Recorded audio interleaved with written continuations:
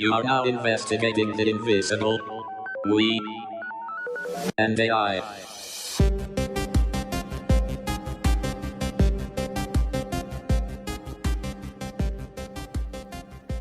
Hello, and welcome to another episode of Investigating the Invisible, the podcast that seeks to question the way artificial intelligence is shaping the world around us. I'm your co-host, Peju Oshisanya. And I'm your other co-host, Kevin Butler. We're really excited about sharing this episode with you, and as always, we're diving deep into an AI topic and asking as many questions about it as possible. But today, we're going about it in a slightly different way.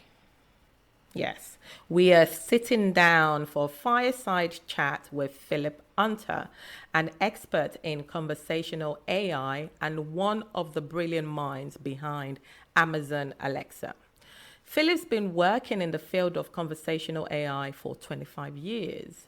Formerly, he was the head of user experience at Amazon Alexa Skills, but now he's embarking on his own conversational AI venture called CCAI. Now, we've probably all had a go at asking Alexa for something, whether it's to find out about the weather or to look up ingredients for dinner or play a song or whatever. But it's not every day you get to ask the man behind Alexa.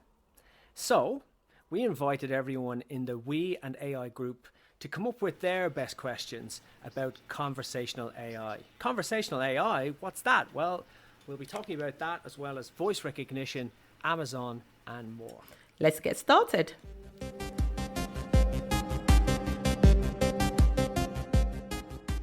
Well, hello, Philip, and welcome to the We and AI podcast. It's good to have you on board for this episode. We've been looking forward to it. Thank you. Well, it's wonderful to be here, and I appreciate the invitation. I'm really looking forward to seeing what I can share with everyone. Yeah, looking forward to learning about Alexa, conversational AI. We've got a lot to cover off, so looking forward to this. Yes, it is indeed an exciting episode of our podcast. And we got a list of questions from members of the We and AI group, all about conversational AI. So I'm very excited to really get into these questions. The hope is that in addressing some of the questions, we'll manage to burst some of the myths around conversational AI and identify some interesting new questions we need to ask for the future. That's fantastic. I love the fact that this group really thinking deeply about what AI means for our future, and being, almost compelling themselves to look for the tough questions and ask tough questions, and because that's how we learn to incorporate these things into our lives well. So I'm excited. This sounds fun. So the first question I like: who is Phillip Hunter and what does he do? Well, gosh, there's so many ways to answer that. The most directly relevant part is I love to work with technological systems that can improve how people create and build and make things that they're passionate about. So whether that's so I worked at Amazon Web Services for a while, AWS, massive technological capabilities, very diverse, and yet serving multi-billion-dollar corporations and two people in a garage, creating a startup, and I really enjoyed that knowledge of that these what seemed like cold technical systems are out there just powering people to make things that that some of them may help the world, some of them just may be another business, et cetera, but and we could talk about ethics and judgment and things like that later, but in general I find that the act of creation is a very powerful thing for humans, and it tends to lead more in a good direction than a negative direction. So I love doing that. as part of that journey, I've spent a lot of time doing conversational systems, so spoken interfaces, text interfaces. But I also think about just the ideas of conversational styles of interaction in our graphical systems for the web and mobile as well. And so I care a lot about how user interfaces work, how they make people feel, how they can be better, et cetera, et cetera. And then the last thing is I love the idea of collaboration. I love people working together, sharing talents, whether they overlap or whether they're distinct or a mixture of all of the above. And so using technology to help power collaboration is another thing that I love to spend time on. Aside from that, I love living in Seattle. I live in a lovely location with my fiance overlooking the lake and the western sunsets, and I love playing music, and that's sort of the simple version of me. So creation is a big thing for you. And I was just thinking about this today about motivational factors for people, and there's obviously friendship and family and a purpose, but like to create something new is very rewarding. Yes, yeah, absolutely, and just the and again, going back to we need some boundaries, parameters, limits, but awakening the power of creation or the inspiration or the just the knowledge that I could make something is just, I think it's a fundamental part of being human. And it doesn't, some people say I'm not creative, I'm not this, but they're the same people who will go out to their, they'll go whip up a wonderful meal or there's something like, no, this is all creation, right? This is all doing something that's beyond the minimum, beyond the just the basics, and it's saying, and part of it's about putting a personal stamp on it, like. So anyway, yeah, I love it's great. And of course, you helped to create Alexa, so yes. You put your own personal stamp on that. What was that? Well, so I worked in a part of Alexa called the Skills Kits, which is precisely to help developers, external to Amazon, third-party developers, as we call them, to create for the Alexa platform. And this, and the idea is, was at the time that I was there, is to create an ecosystem of creative people who are passionate about exploring this new space, this new way of interacting with things, and so they needed a way to do that. So I just come from my days at AWS, which is also developer focused, of course, and so we spent a lot of time thinking about, okay, what does it mean for someone who just wants to build things to build on this platform, but more pertinent is, what does it mean to build for a voice ecosystem that's different from the mobile ecosystem or the web ecosystem, and then what sorts of things might they do with it? And it could be everything from, there's a lot of silly, practically useless stuff out there on Alexa these days, but at the same time, there's some really interesting things that have been happening over the past few years. Yeah. So actually, before we get to learn more about Alexa and talk about, because you talk about the voice ecosystem, I think it's very important that we understand where that sits in the, landscape of AI. And, we've heard of, conversational AI. And I wonder if you can just talk to us about what that is, and within that, how Alexa fits in, because I'm aware that there are a number of different systems that operate within that ecosystem. Sure.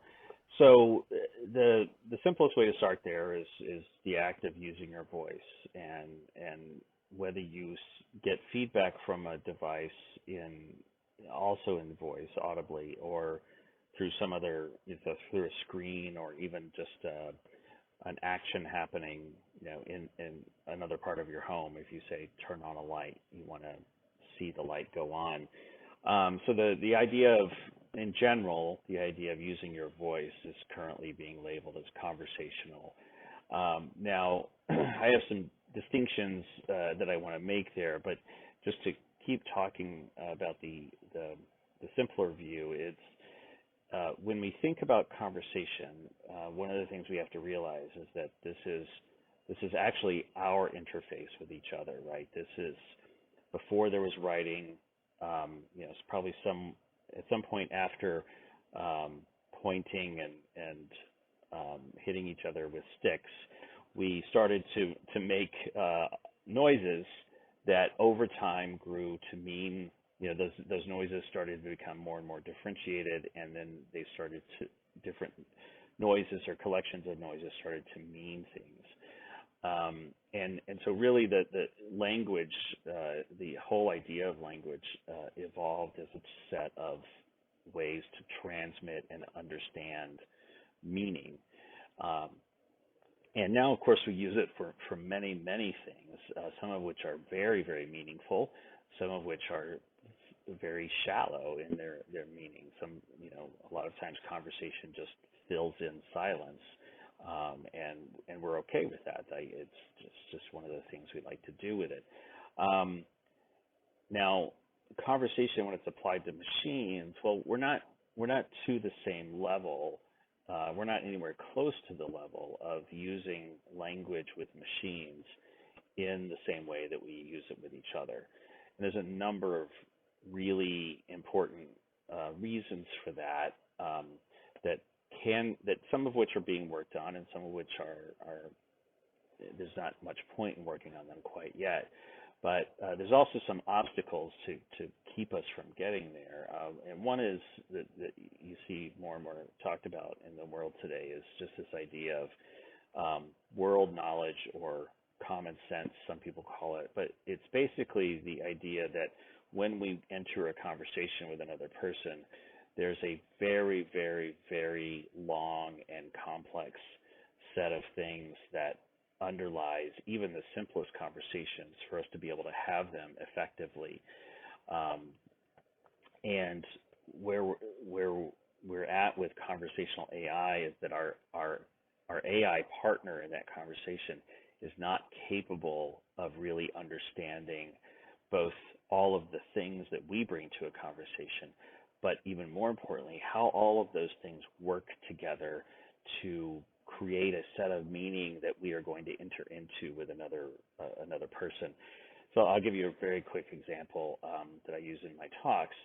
Two people, back when we could meet each other for coffee face to face, two people getting together for coffee at a place that they both enjoy, and one, they sit down at the table, they've got their cups of coffee, their fancy lattes or whatever, and one person says to the other, "The coffee here is really good." And the other person says, "Yeah, it really is." Now, we might think of that as just a total throwaway couple of lines just to, call it social bonding or, breaking the ice or whatever. But just to exchange those two lines, so many things have to be true for both of those people and in the world around us, around coffee, and the fact that it can be different, that it can be tasted, that it can be evaluated, that we both like coffee, that this place serves coffee that's different from other places that serve coffee, that there are places that serve coffee. There's just this endless list of things that have to be true for that little exchange to take place. And where AI today, conversational AI, is being ready to, or being able to handle conversations like that. And what can it handle? Very clear directions. Turn this light on. It's a if then this, then that format. It's like these words are spoken, these things are said, or these things are done. And that happens in three different layers. There's there's turning basically analog speech into a digital representation of that speech. There's AI and machine learning involved in that. Then there's taking the text that results from that and turning and matching that with what these systems call an intent. So basically an instruction set that says this is what this person wants. That's another use of machine learning in there. And then, especially for a system like Google Assistant or Amazon's Alexa, it's turning that instruction set, it's disambiguating it amongst many, many different possibilities that might relate to it. So, for example, if I say, play Mulan, the movie, or open Mulan, or something like that. Am I talking about the movie? Am I talking about the I guess now there's two movies of it. There's a live action version and there's the animated version. Am I asking for the music to Mulan? Or if I start with something else that's like based on a book series, do I want to hear the audio book? Anyway, so there's this disambiguation that has to do with usage data and probabilities and things like that, and that's also where AI is used, as well as for some of the organization of those different things. And so, because as you know, with Google Assistant, Alexa, Siri, all these others, the response time is way better than it used to be, and it's more along the lines of what we expect if we had a concierge in front of us where we could ask for something. We want that to happen very quickly, and there's a lot of stuff that's happening in the relatively few seconds that it takes to get that to do what you wanted it to do, and so.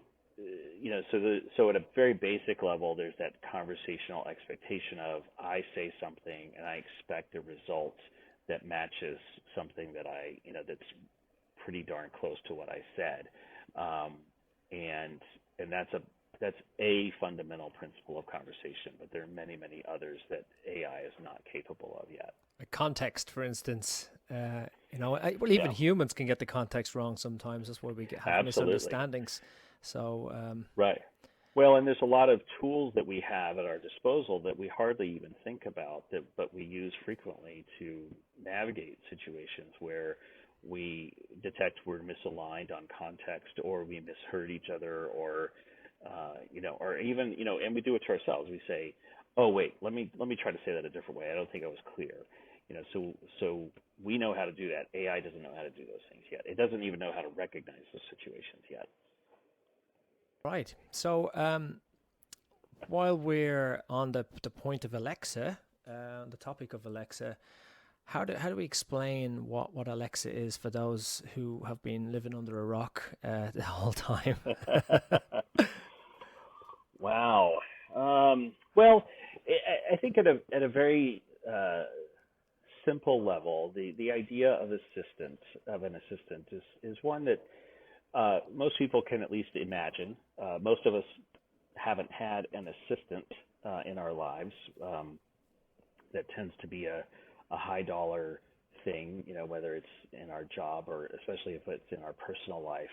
But we know, most of us are aware of what this idea of an assistant is. And so if we think about it as an assistant who could do a fair number of interesting things that we seem to like doing, turning lights off without walking across our house, or playing music on demand. There's a lot of usefulness to it. And so being able to say, well, hey, you have this assistant. It's not a person, sits in one place on your counter, your desktop, or whatever, and you say things to it. They have to be pretty simple. They fall into a fairly narrow range of activities that we like, or that we have as part of our lives.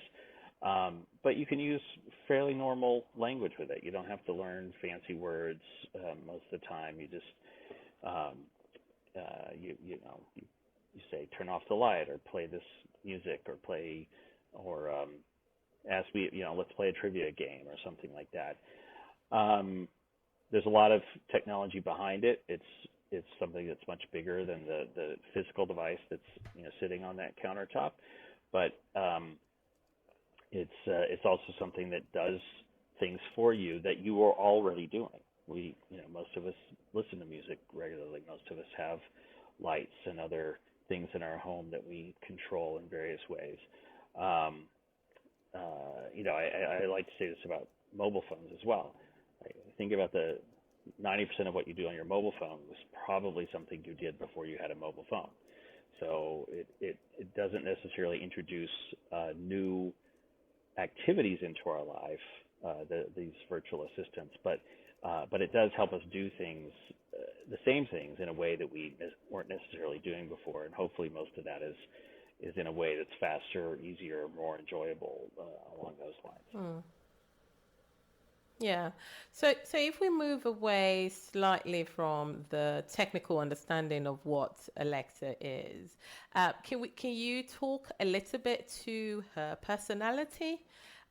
Because, we all have some form of, device in our home. If it's not, the Hey Google tool, it's the Alexa, and it feels like a person, a member of your family. I remember getting ours over Christmas, and my kids really enjoying asking, all sorts of questions. So, Yeah.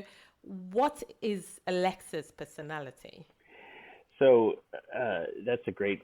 I love this question because there's so many facets to it. So the straightforward answer is Alexa is meant to be someone who is a friend. Well, an acquaintance you might almost call a friend, but also someone who's there to do work for you. So it's sort of like, if you go back to that assistant metaphor, it's like the assistant you might have had for a long time, to the point where you've almost think of them as some level of friend or confidant that you might say things to that you wouldn't say to another person that you work with on a regular basis.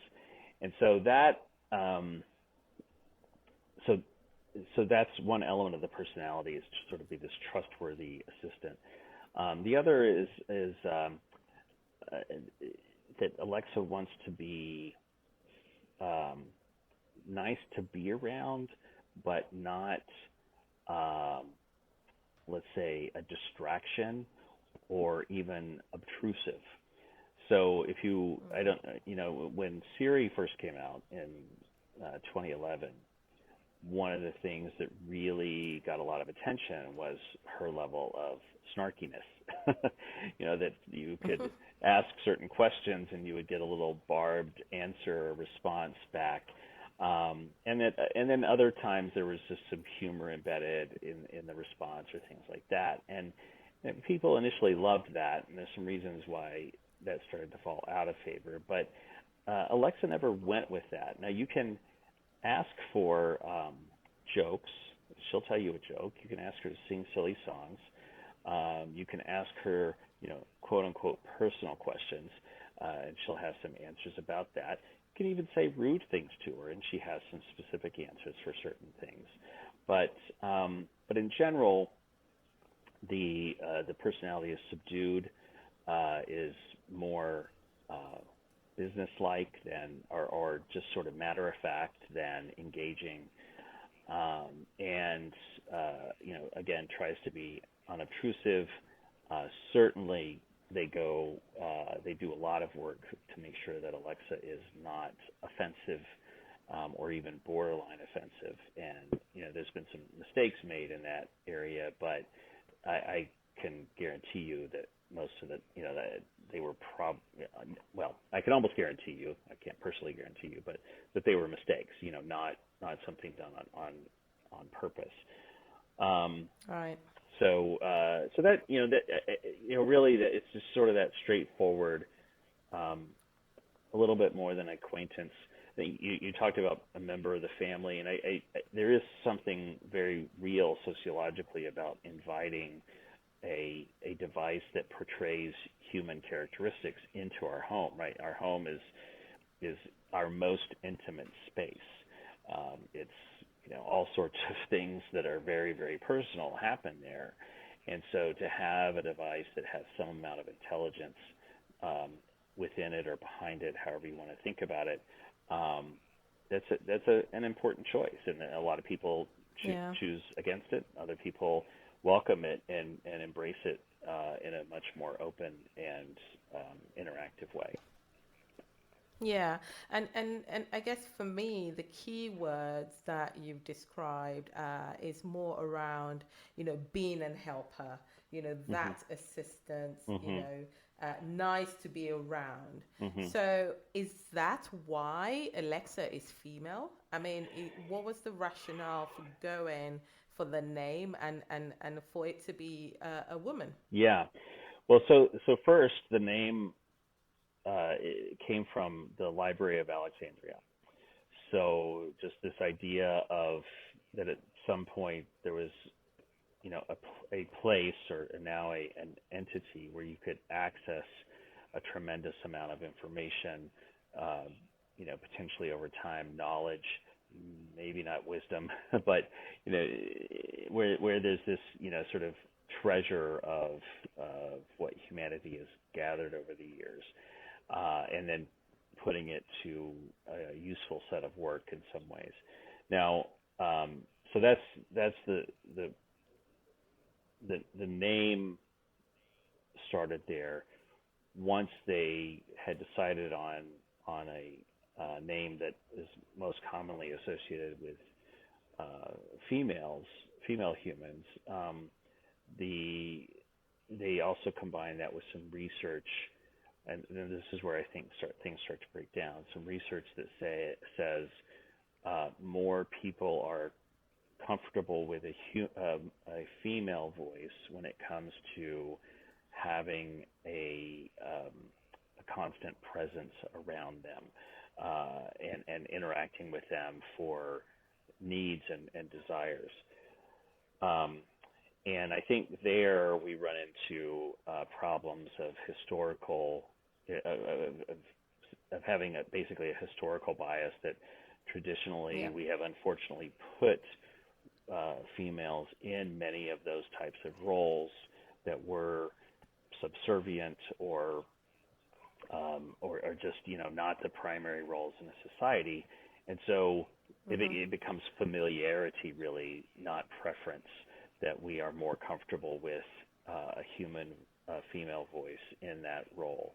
I think that is one of the really terrible missed opportunities with whether you're looking at Siri or Alexa or Google Assistant, is to say, how do we take this opportunity to focus familiarity on the things that matter, i.e., getting things done, doing things that we're used to being done, and less on the, I guess just call it the aesthetics or the appearance of Yeah. familiarity, which has more to do with what the actual voice is. Yeah. So do you think that the personality would have been different if it was if Alexa was male? Not for Alexa, I don't think. It's they've gone like Amazon in general. There's not a lot of flash as a company. They're big, they're massive, they're everywhere, but they don't have the same kind of branding, for example, as Apple has had for decades now, where it's much more around lifestyle and hipness, coolness, being on top of things at the cutting edge. Amazon has always been around, let's get stuff done, stuff that you always want to do. I mean, it's the shopping aesthetic for them is very much along those lines. So I don't think male turning the voicemail would change the personality, the way the actual personality is designed. Now, it might change the impression we have of it, certainly, but that then falls into the territory of being starting to involve the listener and their perceptions of things versus just what Amazon themselves is trying to portray. And can you change the gender for Alexa? I think you can change the name, but can you change the gender? Could you have a Not male voice if you wanted to? not on the core part of the service at this point. You could, if you build something, if a third party, or I guess Amazon could do this too, but if you build something, a skill or voice application, you can change the voice there. But then Interesting what you... there's Sorry, still go on. parts, yeah, there's still parts that wouldn't be available though in that new voice. It would still be the same voice. You mentioned earlier about companionship, and Alexa is to be a friend. I wonder what the usage rates have been like during lockdown. For, there was a lot of people that would have been isolated. Would they have used Alexa more or less? Well, the research that I've seen on that, and of course I haven't been part of anything internal to Amazon during the lockdown, but there were already some case studies and testimonials of people who had found a certain level of companionship in having a device nearby, and so I think it stands to reason that there's probably more of that happening now. I liken it to, I've never really liked working in silence, and so times where I, was doing things at home when I lived by myself, sometimes I'd have, not usually the television, but I would have the radio on, and sometimes not just music. Sometimes I would just turn it to where I could hear human voices, but I wasn't paying attention to it. So it's sort of like, working in a coffee shop or something where you just want this feeling of, hey, there's people that are people like me around me, or nearby, and so it's more of an emotional connection. So I think for some people that it's that as well. It's just reminding them that even though there's not another human physically present in their space, that there are other humans, and that if that they have that connection available to them. Much like the feeling that a lot of our listeners will probably have by listening to this podcast while they're doing the cooking or working away. Right. Hopefully they'll be getting a little bit more than just companionship out of it. But hey, you know what? I'm all right with that too. Yeah. And companionship could be a good thing, definitely, for people, especially with the pandemic. Majority of us being stuck at home, and I mentioned earlier about looking at something like Alexa as a member of the family, and because it is present, as you say, it listens and it hears what is being said around it. So should we be worried about having Alexa in our homes? What does Alexa really learn about us? So first of all, even before you turn Alexa, a device on, Amazon knows a great deal about you, and so the first thing you can reasonably think is that as soon as you start using Alexa, it knows what Amazon knows. Now, I say that, but I really just mean that in the sense of factual information that is available. When we think of someone knowing us, we go well beyond facts, right? If someone knows, let's say, we have people who know our favorite tea or coffee,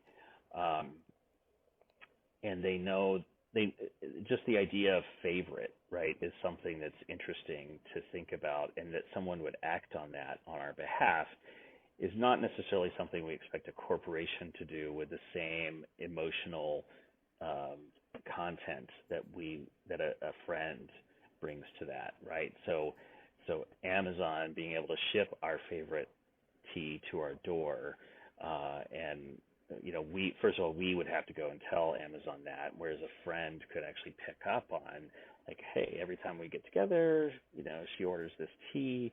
I think I'll get a box of it, for her, for just a little gift. So Amazon isn't thinking of it that way. Alexa's not thinking of it that way. Yes, but anyway, going back to that first bit, that Amazon knows. Alexa knows what Amazon knows.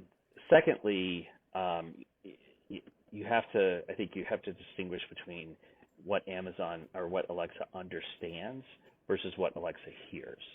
I think a child analogy is the best thing for that. So if many parents go through these stages with their kids. So when their child is, a newborn to, let's say 3 years old or so, the parents talk openly about almost everything. Once they know that the child really starts to understand things, all of a sudden some conversations happen in a much quieter tone or in a different room where they don't want the child to hear. Then when they know the child is capable of wandering around the house without them knowing where the child is, then they might start doing things like spelling words or something where even if the child hears, they're not, they can't spell yet, and so they can't put those things together. When I was married before, my then wife and I could speak Spanish to each other, and so once we got past the spelling stage, our kids knew how to spell. Well, they still didn't know how to speak Spanish, so we could speak Spanish.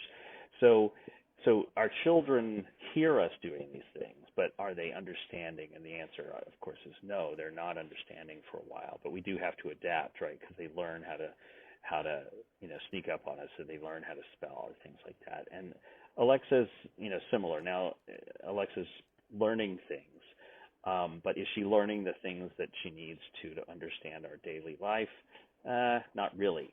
Now, that being said, there's a technological issue here, and that is that recordings are being made, right? So even if Alexa doesn't understand, a recording with sensitive information has the potential to end up in the wrong person's hand, and it's a real concern in the sense that it can happen, but it's also a very improbable event. So I would say, if you have, one of these devices, no matter which one, even if it's Siri and you have Siri always on your phone, you don't need to start thinking, well, I better not say personal information out loud in my home. I don't think that there's really cause for that kind of concern.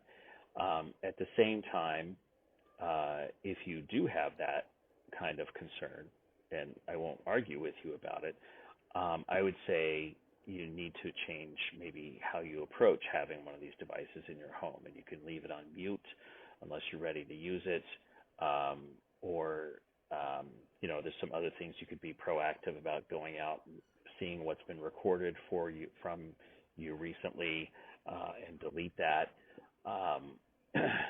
And then we'll see where Amazon, Google, and others get to in terms of like really helping control privacy.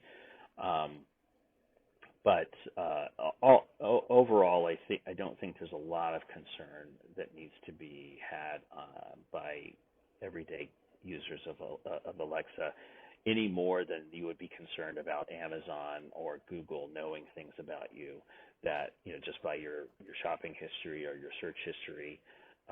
There's a lot they know about you, but a lot of it is pretty heavily regulated and not much of a concern, I think.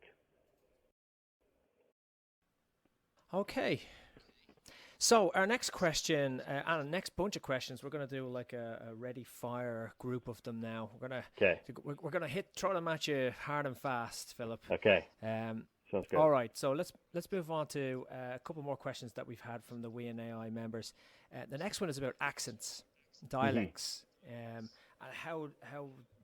where is Alexa, or where's conversational AI right now with accents and dialects? Because it doesn't seem to pick up enough of them from the feedback that we're getting. Right. Like something as common as ama, which means mum, and which has been used by a large proportion of the Asian population. It's not picking up.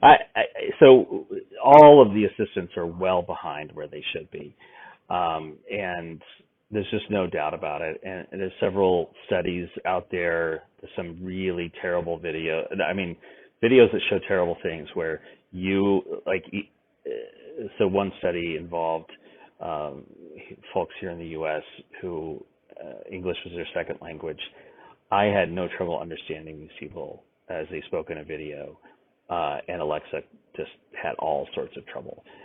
Google Assistant doesn't fare much better. They have a little bit of a broader range of languages that they theoretically can handle, but the real problem comes when someone is speaking they're a non-native speaker of that language, and so we call it an accent, even though we all have an accent. It's just, the accent's in the ear of the listener, not the speaker necessarily. And so so we've got a long way to go there, and I think where the frustration happens is, again, when that non-native speaker of the language that Alexa's currently operating in runs into trouble very quickly.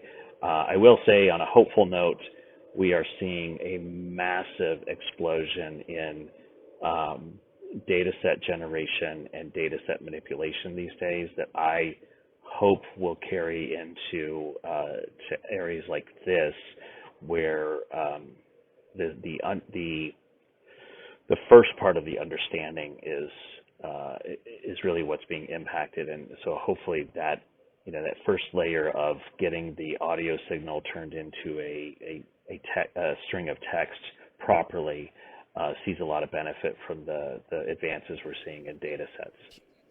Is in the near future for conversational AI? Well, one thing that I'm let me think of which way I want to go with this. So right now, I didn't mention this earlier, but I do see the term conversational AI being very misused. So let's look at chatbots. So chatbots, from a conversational perspective, are just like us having a text message conversation or a maybe a social media or Slack conversation message where our interaction where it's just in text, but it's the rules around it are pretty informal and loose, and it's meant to be rapid fire more than some sort of formal exchange of language. But what we're seeing a lot in chatbots these days are just the idea that it's a chatbot that's not the website. All of a sudden it becomes a conversational interface, and I just 100% reject that, because what I'm seeing is just a lot of buttons thrown up into a little rectangle on the lower right part of your screen, and then it becomes basically a cheap version of a mobile application, where the design is bad, the buttons are bad, and more importantly, I think, well, if they need to just put some buttons down here in this corner, why not just make the website better?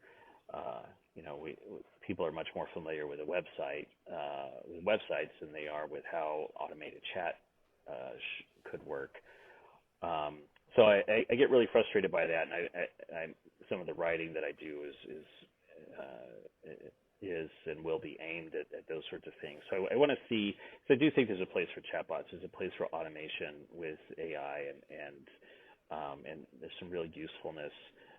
But it really comes down to, as with many tools and technologies that we already talked about, how does the tool wielder use it, and what is created. Is what is created good? Is it beneficial? Does it behave in a way that helps the user of it feel confident or feel like they can predict a good outcome?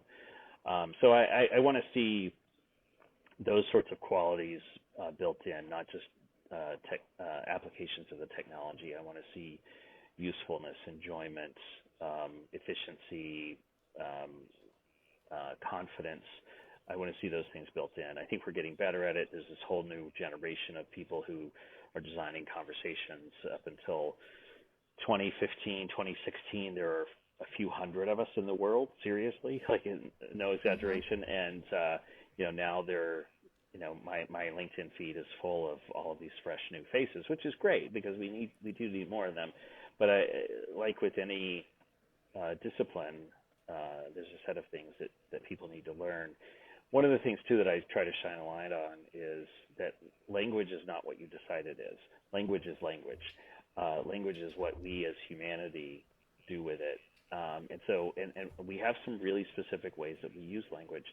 Most of us are so good at it that we don't think about it. I'm reading this book. I just started a book called Talk. It's about the science of language, and it's really good. And one of the key things that the author says is we all know about talking, but we don't know about the science of talking. And that's a really, really crucial statement because there is a science of how we speak and how we listen. And the author, she's done so far. I'm not very far into the book, but she's just doing a really great job of breaking it down and showing what the science is in a very simple and clear way to me, and the distinction between looking at conversation as from a scientific analysis point of view versus the person engaging in it. In the same way, you were talking about pharmaceuticals,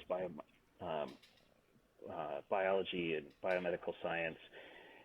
I take medications on a daily basis. I know what they do for me.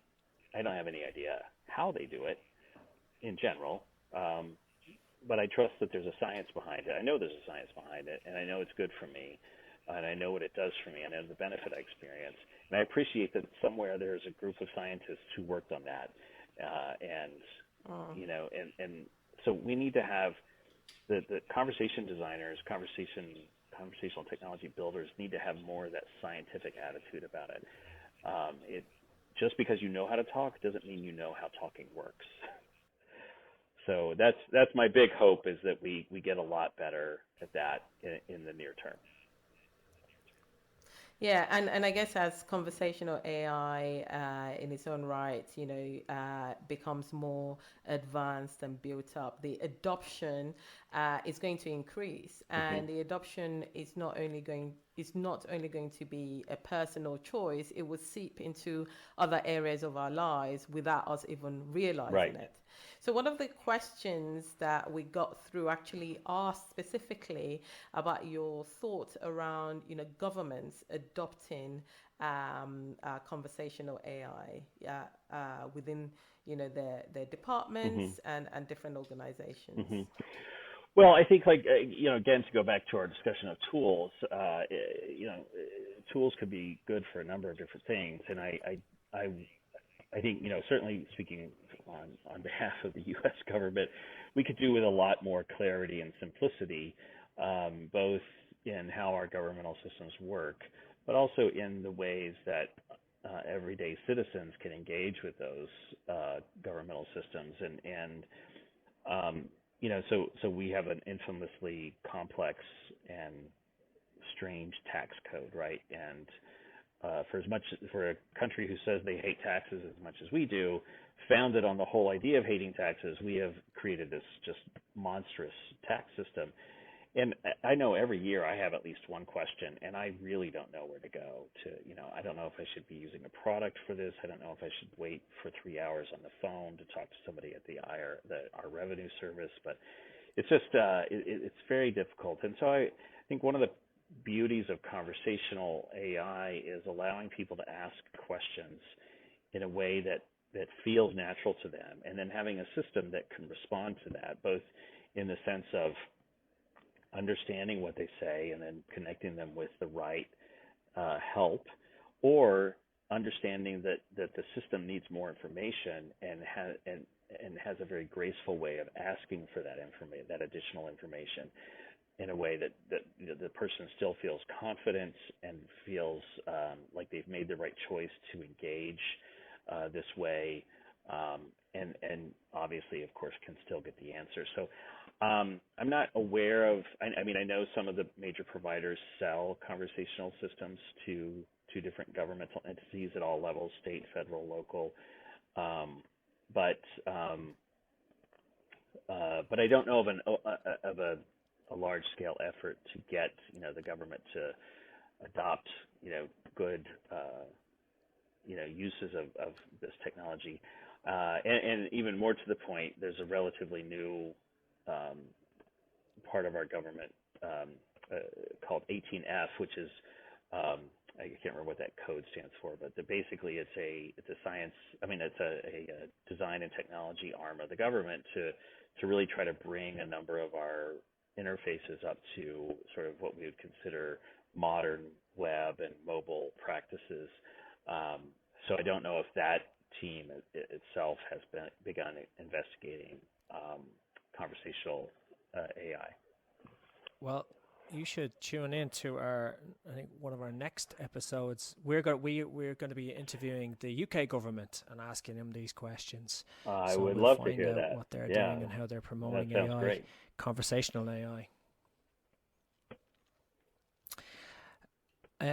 Now, the next question could have a huge answer, so Okay. let's not bore everyone to death on security.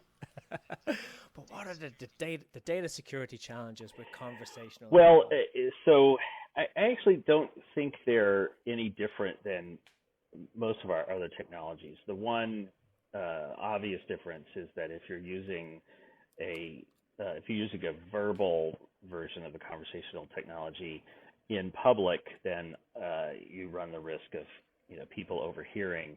And we have going all the way back in my history, 20 years ago. This has been a concern. People when they're outside of their home, as they should be, they're wary of saying sensitive information out loud, whether it's a credit card number or our what we call the social security number, our sort of our governmental ID. There's you want to be aware of your surroundings and who might be listening, and you want and there's more emphasis now than ever on just the security of our networks. I do think there's what I would call a last mile problem for Wi-Fi, and people thinking that they can just take the defaults when they set it up and they have a secure system. I don't think it works quite that well in most of our homes. So you do want to be careful there, but all of that really has to do with the infrastructure and much less the idea of conversational AI in and of itself, if that makes sense. Okay. So do you know if people have much control over the information that is recorded by conversational AI?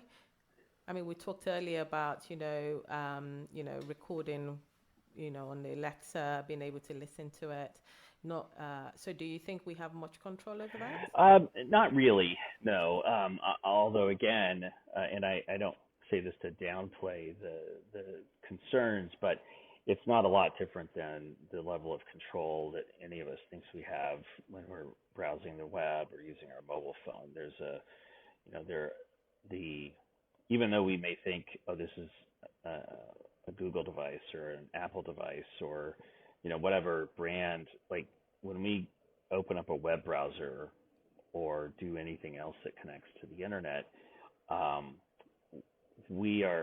data is being passed through this just monstrously huge web of no pun intended of different providers and different hardware sites and data centers and processors, and you start to talk about cookies or companies that share data with each other, and so whether that your input is going through your mobile phone or an Alexa or Google Assistant device,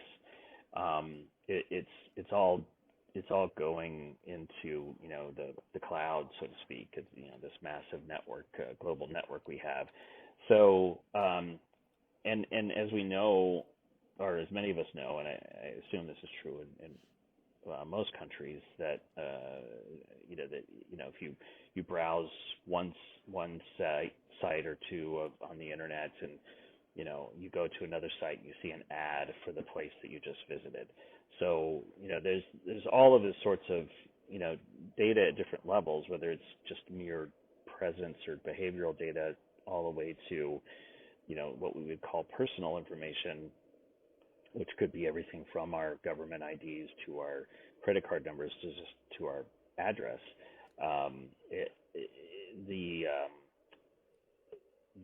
The information is moving around, and we don't have a great deal of understanding of what's there, much less the idea of what we would control if we could. The only thing you can really do with these virtual assistant systems where you use your voice is go and ask for a recording, or not. You can tell them, delete the recordings you have of me, and they will now.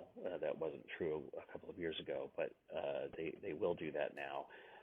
It doesn't necessarily mean that some aspect of your data doesn't live on, um, and it certainly doesn't mean that you should not pay attention to where your personal data is being shared.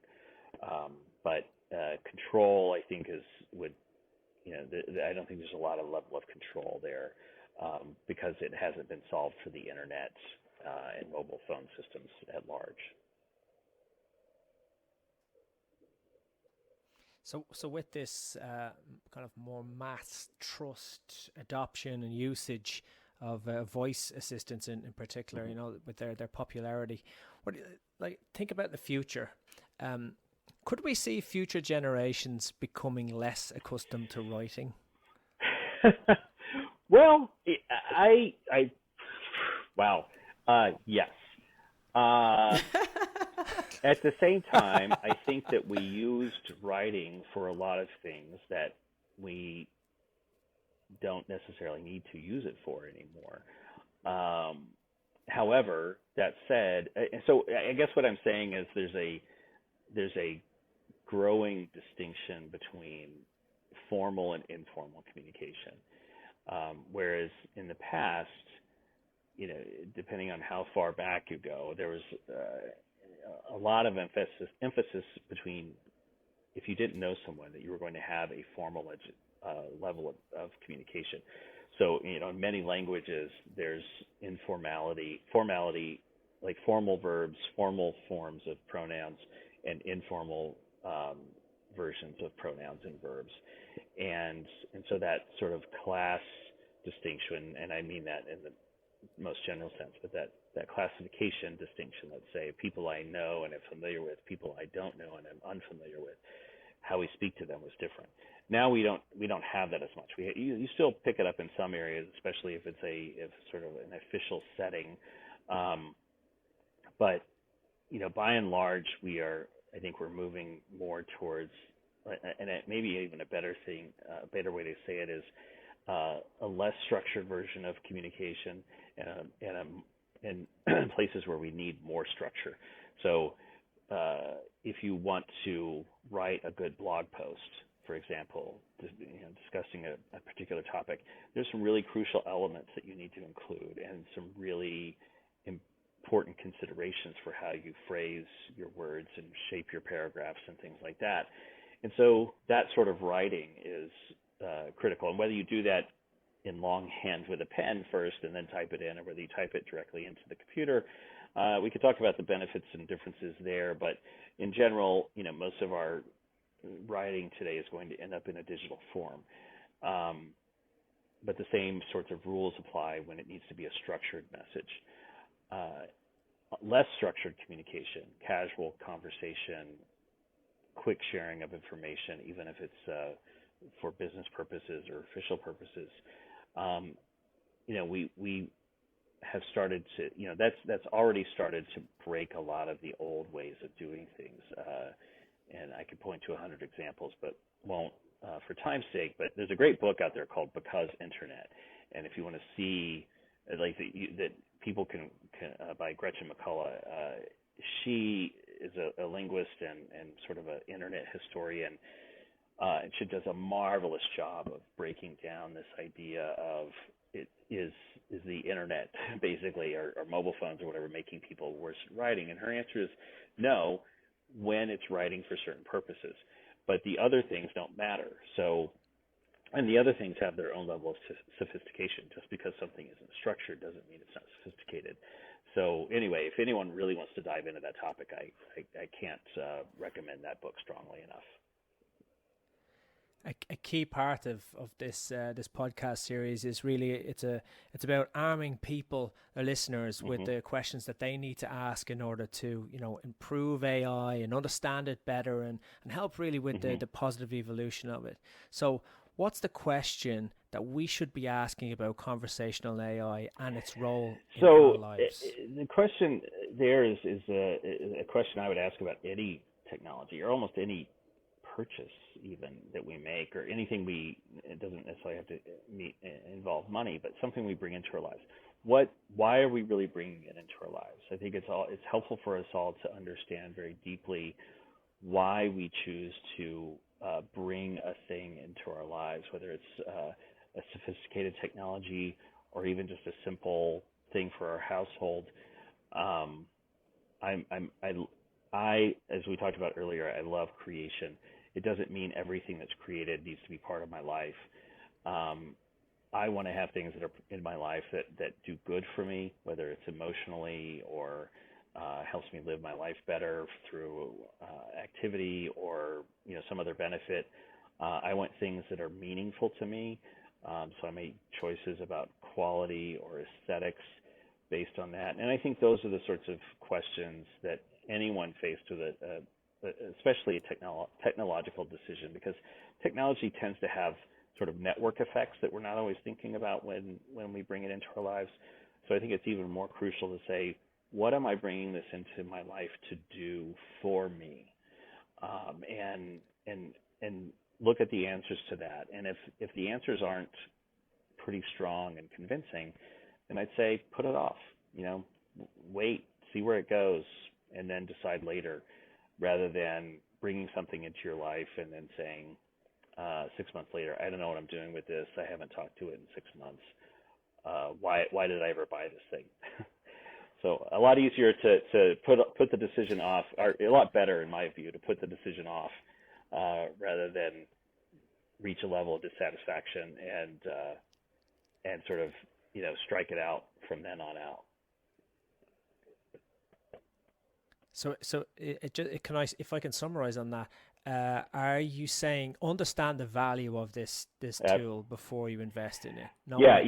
Understand the value for your life. You're going to see all sorts of marketing messages that'll tell you all the magical things that it can do.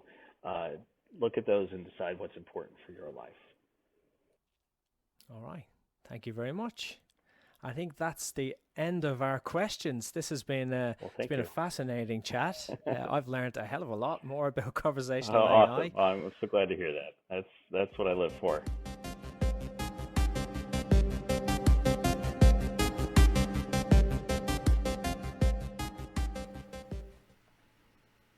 So Kevin, wasn't that an informative session with Phillip? Yes, I really enjoyed it.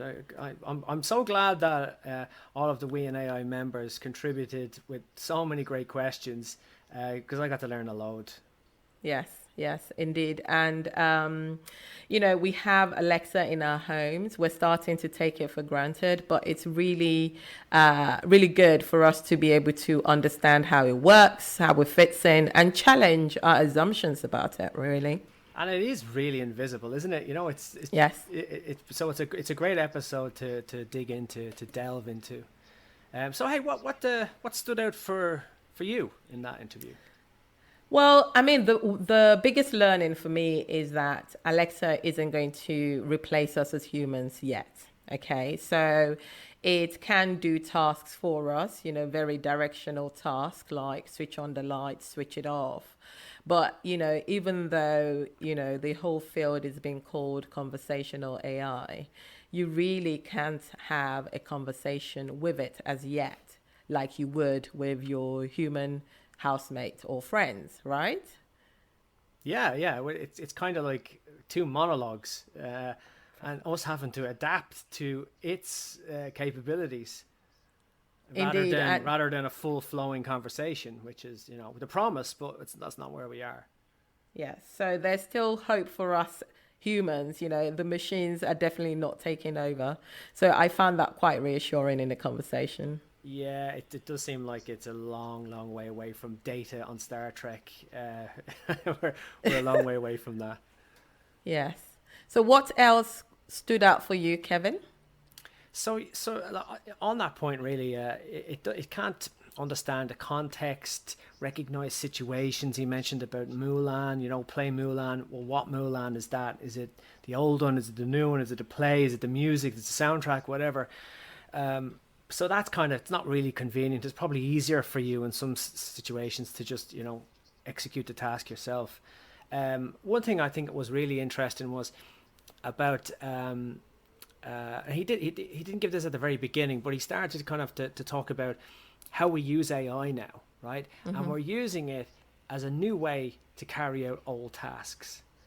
So we're just basically trying to improve the efficiencies in what we're doing right now. We're not thinking in the capability of what AI can actually do for us. So I thought that was quite interesting. Yes, and that goes to show that there's still a long way to go with the whole field of AI. So where people worry about AI becoming something that takes away from them, that fear of the unknown, I think, or I hope, this conversation has served some sort of reassurance to them to say at the moment we can use it, as a tool in our lives, but it's certainly not going to take over. Not in my lifetime. Not for a while. Precisely. But let's investigate. I think that's one person. I'm looking forward to talking to a number of people to let's see what comes out of that. Yes. What else? What else came out of that? Alexa, what's its sole purpose really? It just wants to sell you stuff. That's it. Please buy more stuff from me. That's all I want. That's why I was designed. Indeed, it listens, it records, it picks up on keywords in order to really refine targeted adverts to you. That's in essence. Yeah, yes. It's going to make it easier for you to order whatever you want from the comfort of your own home, or whatever you think or may have mentioned in a conversation will easily appear on the ad next to your email, so you can order it. Yeah, and that's a bit scary. I think we've all got our own examples of times when we had a conversation and an ad pops up and you go, well, that's just too weird. How did that happen? It happened recently this week to me, and I was kind of going, what, really? How is that? Yes. Anyway, so on that point, I think what Philip mentioned was, when you're not using Alexa, switch it off. Yes, use indeed. that mute button. And if you really want to, you can have all of your old files deleted.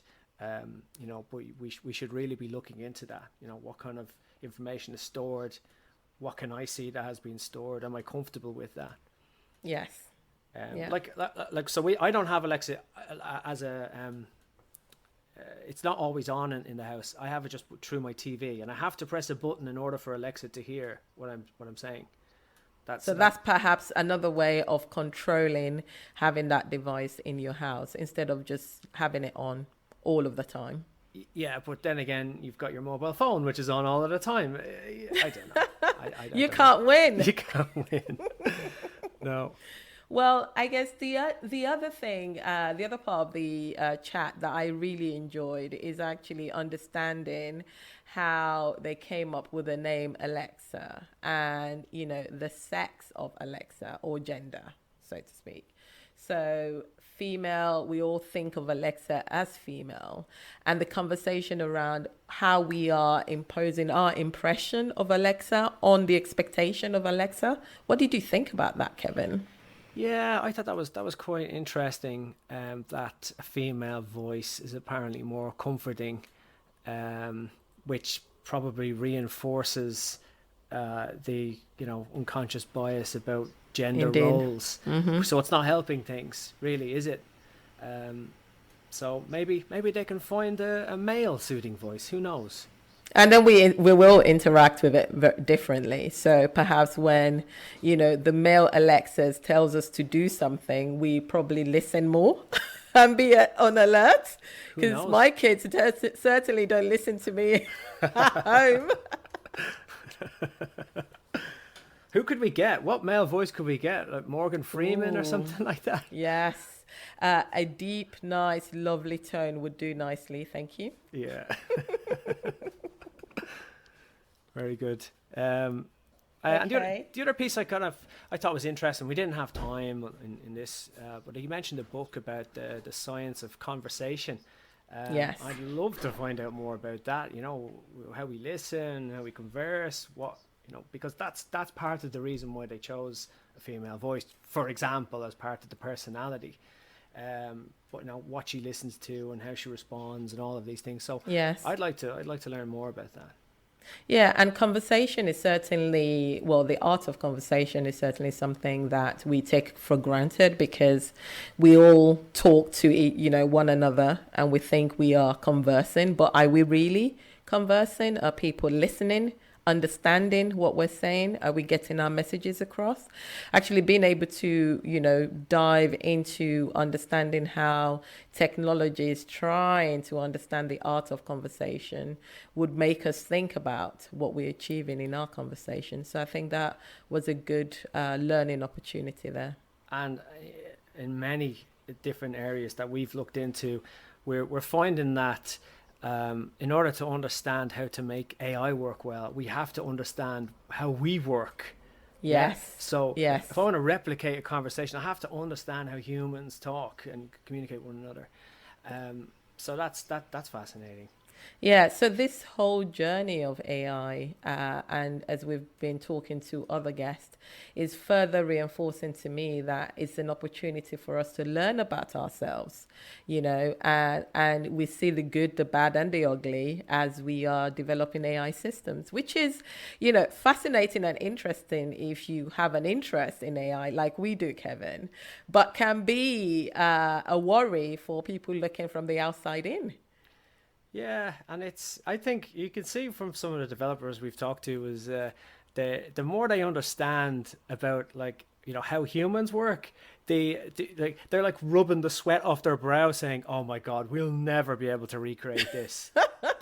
We are far too complex to be replicable." Yes. So we shouldn't take ability to be creative and the fact that we're clever, we shouldn't take it for granted as humans. All right. We really hope you enjoyed today's episode. It was fantastic to chat to Phillip. After all, there is no better way to learn about conversational AI than by having a conversation. If you have a question we didn't cover in this episode, tweet us at We and AI Podcast and give us a follow while you're there too.